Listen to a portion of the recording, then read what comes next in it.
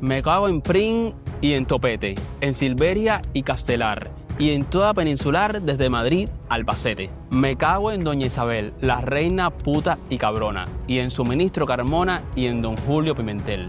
Me cago en Guadalete y en toda su gente guapa. Yo me cago hasta en el Papa y por cagarme en conjunto, me cago hasta en el punto que ocupa España en el mapa. Me cago en Roma y en Cartago, y en las estrellas y el sol. Y si Dios fuera español, hasta en él también me cago.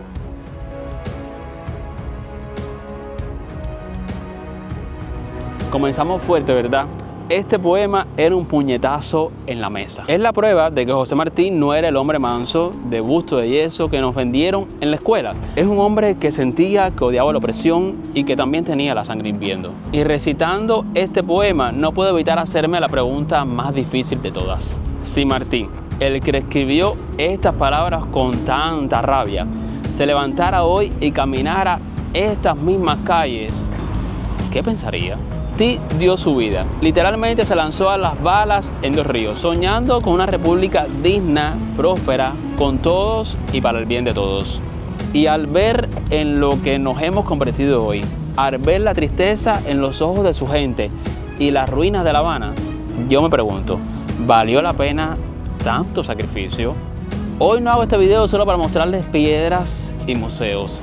Quiero que caminemos juntos por donde él caminó, para ver si entre las ruinas todavía queda algo de dignidad que él nos quiso dejar.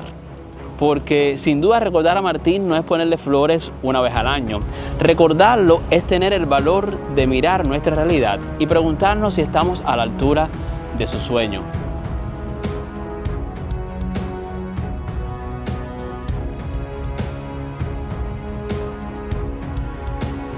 Hola, ¿cómo están? Mi nombre es Alejandro, soy literalmente cubano y hoy vamos a buscar la huella del verdadero Martí. Comenzamos.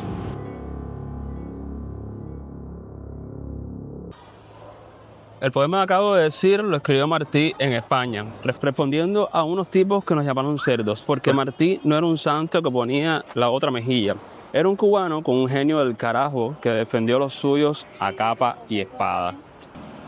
Hoy no vamos a buscar al Martí de los actos políticos ni de los matutinos aburridos. Hoy vamos a caminar a La Habana para encontrar al Martí de carne y hueso, al que caminó estas mismas calles, al que se enamoró, al que metieron preso siendo un niño y al que nació literalmente en el lugar más humilde que se pueda imaginar.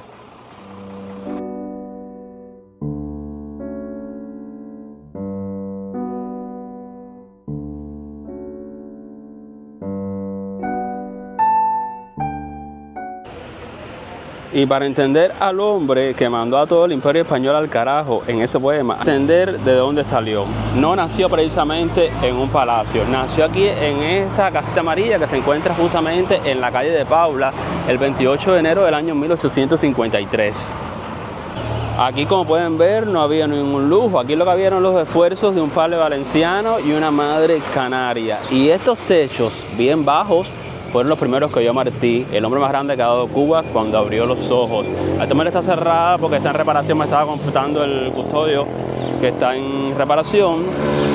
Dice que ya para el 28 de enero, que celebra el natalicio de José Martí, pues puede que esté abierta. Están haciendo algunas actualizaciones, algunas modernizaciones, por ejemplo, poniendo un circuito cerrado de cámara, haciendo como para proyectar con cierta tecnología, proyectar imágenes, hacer cosas. Entonces retiraron las cosas del lugar para cuando venga la brigada que está restaurando, pues que pueda hacer el trabajo. Entonces, bueno, lamentablemente no vamos a poder entrar, pero quería que la vieran por fuera y que entendieran dónde fue que nació para ahora dirigirnos hacia el lugar donde fue bautizado José Martí. Bueno, esta iglesia, para los que no lo saben, muy bonita por cierto, nunca la he visto abierta, nunca la he visto por dentro, pero es muy bonita, por fuera se ve muy bonita. Y es la iglesia del Santo Ángel, se encuentra en la Loma del Ángel, vamos a ir por atrás ahora. Entonces al punto que quiero llegar es el contraste entre la novela más famosa de Cuba y el inicio de la vida del apóstol en el mismo edificio. Aquí lo tenemos, voy a dar la vuelta por atrás para que vean de lo que estoy hablando. Esta parte de La Habana Vieja sin duda es muy tranquila, es muy bonita, ahí me gusta mucho visitarla, pueden ver la tranquilidad que se respira de este lugar. Hay un café ahí que se llama Café del Ángel, cariñosito la verdad, no puedo decir lo contrario, pero que está en una lomita donde la gente vive con mucha tranquilidad, a pesar de estar en La Habana Vieja. ¿Se imaginan? Ya estoy diciendo, miren vivir en esta plazuela. Imagínense vivir en una de estas casitas que es muy tranquilo. De noche, aunque bueno, como hay un bar ahí, no sé si pondrán música, harán cosas, pero siempre es muy tranquilo y de noche es más bonito todavía. Entonces aquí tenemos la imagen de Cecilia Valdés. Aquí lo dice. Voy a leerle lo que dice aquí porque se ve bastante poco. Dice: Cecilia Valdés, más que una desdichada historia de amor, la novela Cecilia Valdés o La Loma del Ángel, obra cumbre de Cirilo Villaverde, constituye una radiografía de un país y una época. La Cuba del siglo XIX marcada por el despotismo colonial de un régimen esclavista. Aquí lo tenemos. Cuentan, por eso les digo que hay mucha similitud y hay muchas historias de si esto es real o no, si fue ficticio o no, porque cuentan que en el cementerio de Colón se encuentra una tumba de Cecilia Valdés. Entonces, físicamente, cuando la describen, las personas que cuentan de que tiene mucha similitud con una muchacha que él amaba, de la cual él estaba enamorado. Entonces aquí tenemos la iglesia, siempre está cerrada, yo nunca lo he visto abierta, la verdad. Tengo que serle sincero, voy a ponerme de frente para que la vean mejor. Pero esta es la famosa iglesia donde fue bautizado nuestro apóstol José Martí. Aquí lo tenemos. 5993. Qué bonita. De noche es muy linda porque enciende moviditos amarillitos de eso y es espectacular. Miren ese edificio que lindo que está ahí. Wow. ¿No? Qué lindo. Aquí lo tenemos. Cuentan, por eso les digo que hay mucha similitud y hay muchas historias de si esto es real o no, si fue ficticio o no, porque cuentan que en el cementerio de Colón se encuentra una tumba de Cecilia Valdés. Entonces, físicamente, cuando la describen, las personas que cuentan de que tiene mucha similitud con una muchacha que él amaba, de la cual él estaba enamorado. Entonces aquí tenemos la iglesia, siempre está cerrada, yo nunca lo he visto abierta, la verdad. Tengo que serle sincero, voy a ponerme de frente para que la vean mejor. Pero esta es la famosa iglesia donde fue bautizado nuestro apóstol José Martí. Aquí lo tenemos. 5993. Qué bonita. De noche es muy linda porque enciende moviditos amarillitos de eso y es espectacular. Miren ese edificio que lindo que está ahí. Wow. ¿No? Qué lindo.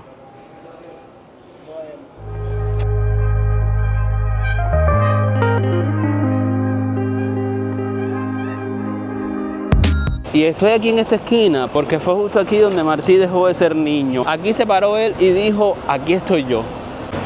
Martí, desde este lugar, un café que se encontraba, que se llamaba el Louvre, que se encontraba justo aquí, incluso mucho antes de que existiera el Hotel Inglaterra, y Martí desde aquel momento se hizo notar. Sobresalió entre los jóvenes de aquella época y por supuesto llamó mucho la atención. En esta acera se reunía la juventud dorada de la época, y aquí mismo, arriba de un banquete, en los altos del Café El Louvre, ya desaparecido, Martí dio su famoso discurso donde dijo: para rendir tributo ninguna voz es débil. Es el sitio exacto donde se empezó a ganar el respeto de los veteranos siendo un chiquillo. Y claro, ¿cómo no se va a ganar el respeto de los jóvenes de aquella época, de las personas de aquella época, incluso veteranos? Si Martí, a pesar de ser muy bajito de estatura, porque medía 1,65, 1,76, muy bajito, y tenía una voz muy profunda, una voz que hipnotizaba. Martí no era un gigante físico, pero cuando abría su boca temblaba el edificio. El verdadero poder no estaba en sus músculos, estaba en su garganta.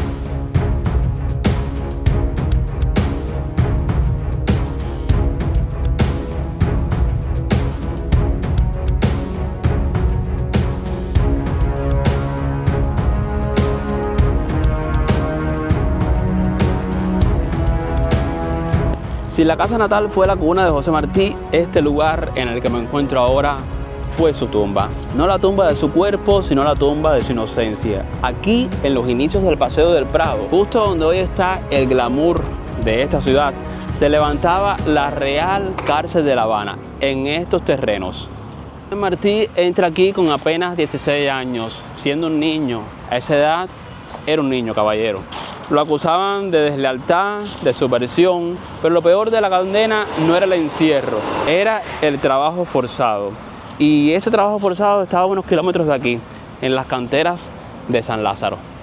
Antes de hablar de eso, quiero cruzar la calle para mostrarles el punto exacto, la celda donde estaba encerrado Martí, el joven Martí, porque cuando se derrumbó la cárcel de La Habana, que se trasladó, yo he pasado mucho por aquí, se lo hemos contado muchos videos, pero cuando se derrumbó esta cárcel que se trasladó hacia la Loma del Príncipe, pues dejaron como muestra de la huella de Martí por este lugar, del paso de Martí siendo un joven por este lugar, el punto exacto donde se encontraban sus celdas.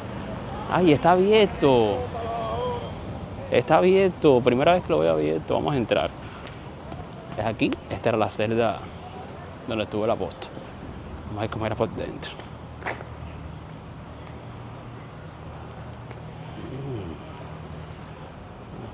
Hola, buena. Esta era la capilla, ¿no? ¿Qué era esta? La capilla, una... Esta es la Real Cárcel de La Habana, la capilla de la Real Cárcel, donde estuvo preso José Martí, los estudiantes de medicina y Fermín Valdés Domínguez. Y del lado allá es donde está la celda. Y esas dos son la parte trasera, las celdas de él. Y originalmente era así, quedaba... En realidad esto se redujo porque era más grande, mira, era como estaba acá. Míralo ahí. Esta que está aquí. Mira así alargado, así como está ahí. Mira lo que grande es y mira en lo que se quedó, es donde estaba. En la capilla solamente. Esta es la parte trasera. Antes en aquel entonces, mira cómo era.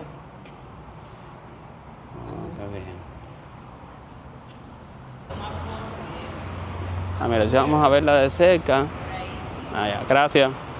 Hoy sí vamos a verla de cerca porque siempre la vemos por el lado de la reja, pero mira, hoy estamos aquí. Es increíble, mira, no había visto las fotos esas que están ahí de cómo era la Real Cárcel de La Habana. Me la imaginaba de una manera totalmente distinta, la verdad. Y mira, aquí está la celda. En esta celda estuvo el apóstol caballero. En una de estas dos, hay dos celdas aquí. Ese es el huequito que yo les decía que si da para el lado de la capilla. Qué interesante. Y aquí otra, que esta es más pequeña todavía, esta es más estrecha. Wow, ventana, muy húmeda. De madre. Por eso yo siempre decía que estaba cerrado, porque siempre venía por aquí y está cerrado con candado. No sabía que la entrara por el lado de allá. Pero bueno, miren, hoy quiso el destino que pudiéramos conocer este lugar por dentro. Y qué bueno que haya sido hoy el día que estamos hablando de este video especial para el apóstol. Porque llevo mucho tiempo queriendo hacer este video. De verdad que sí, mucho tiempo queriendo hacerlo. Y me encanta. Muchas gracias. Y me encanta, porque cuando hacemos el video podemos conocer muchas cosas, conocer más de la historia de Cuba y claramente sentir en carne propia al seguir esta ruta que hemos seguido el día de hoy, donde nació, donde lo bautizaron, donde ese joven salió a la calle y empezó a ganarse el respeto de las personas, donde fue preso siendo un niño, y ahora vamos a ir al lugar donde él experimentó la muerte. Él lo relató, es una estación como está muerto estando vivo, está muerto en vida. Así describió él los trabajos, esta época de su vida, donde hacía trabajos forzados en las canteras de San Lázaro.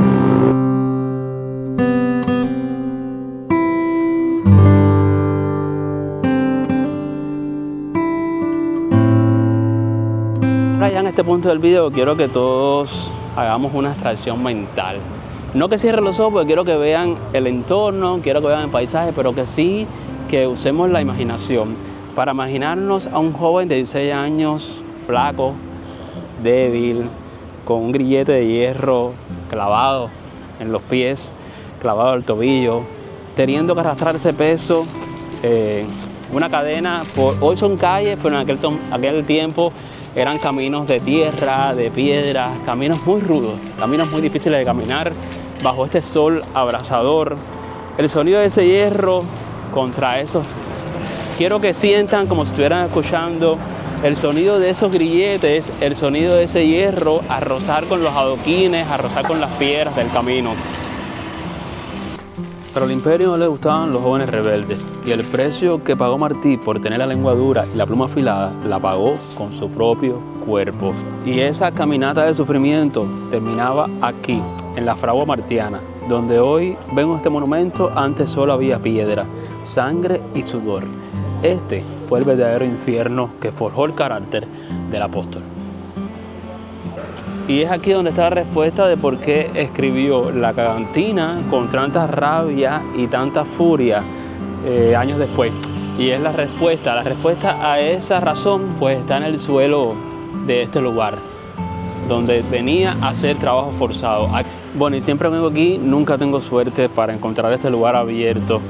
Siempre está cerrado, caballero. La fragua martiana, que en videos recientes, en un blog que hice una caminata por aquí por Centro Habana, se las mostré también y le conté pues parte de la historia de este lugar, cuándo se construyó, de quién fue la idea y todo. Le pregunté a la señora que estaba de guardia ahí y entonces me dijo que no, que mañana viniera, pero bueno, mañana ya que hay una actividad del MININ, creo, y entonces pues porque para poder entrar tiene que estar el especialista, por supuesto, la persona que te guía, tiene que estar el administrador, cosas de esas, no sé, no entiendo nada.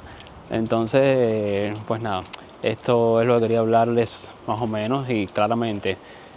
Comenzamos por el lugar donde nació Martí y terminamos en el lugar donde se forjó nuestro apóstol, se forjó esa valentía, se forjó ese amor por Cuba y por lo que tiene la historia y por lo que representó para nuestro apóstol. Es increíble que justo al lado de ese lugar, pues la basura ahorita... Cuidado, y la basura ahorita no cubra las canteras de San Lázaro, lo que queda de esa etapa y de ese pedacito de la historia de Cuba. Vamos a continuar. Como dato curioso, ya que estoy saliendo de aquí de la fragua, les digo que Martí llevaba en su dedo un anillo que fabricó con los hierros, con pedazos de hierro de los grilletes que llevó, y por dentro del anillo tenía grabado la palabra Cuba. Él decidió llevar ese anillo toda su vida para no olvidar nunca el dolor de la opresión que le tocó vivir en las canteras de San Lázaro. Y en cierto sentido, esto era para él un recordatorio de cuál era su misión en esta tierra, que sin duda era convertir Cuba en un país libre de toda opresión. Este parque que tenemos aquí se llama 13 de marzo, se conoce como 13 de marzo. Y aquí se encuentra una estatua de Martí a caballo, donde Martí se está muriendo. Es el momento, señaliza el momento exacto donde Martí murió en combate en Dos Ríos. Y es una réplica exacta de la que se encuentra en la ciudad de Nueva York, en el Central Park. Esta es una estatua igualita de esta. Exacta. Voy a pasar por aquí para mostrarles la estatua del apóstol. Aquí lo tenemos. Qué bonita.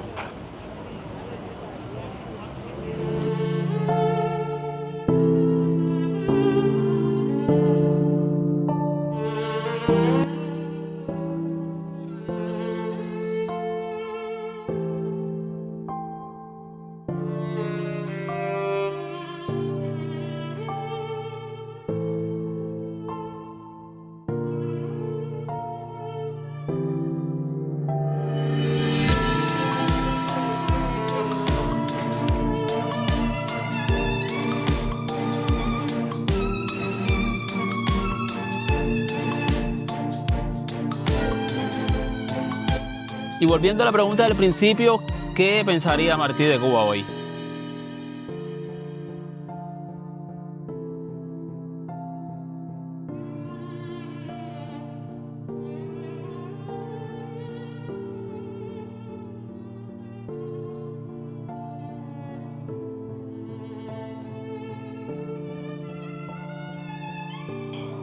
Probablemente, y no tengo la menor duda de que Martí volvería a escribir la Cagantina, pero esta vez no se la dedicaría a los españoles, se la dedicaría a la apatía, al miedo y a la destrucción de nuestro país.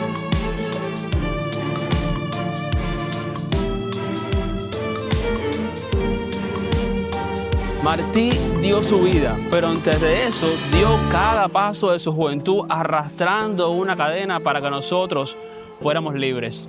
Pero al ver hoy la realidad de Cuba, la verdadera pregunta no es ¿qué pensaría Martí? La pregunta que tenemos que hacernos todos es si somos dignos de esos pasos que Él dio por nosotros. ¿Merece ese grillete de hierro que Él arrastró el país que nosotros hemos construido?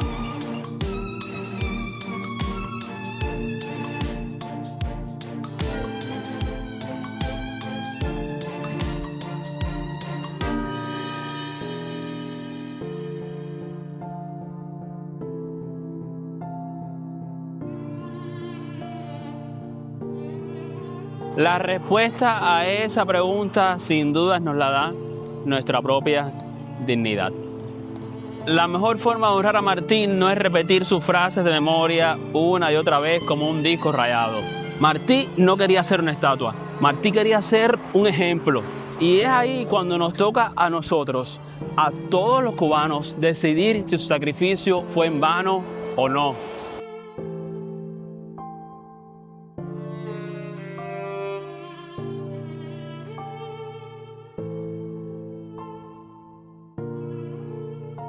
Así que si este video te hizo sentir algo, compártelo para que llegue a cada cubano que se encuentra dentro y fuera de esta isla. Por el momento, yo me despido.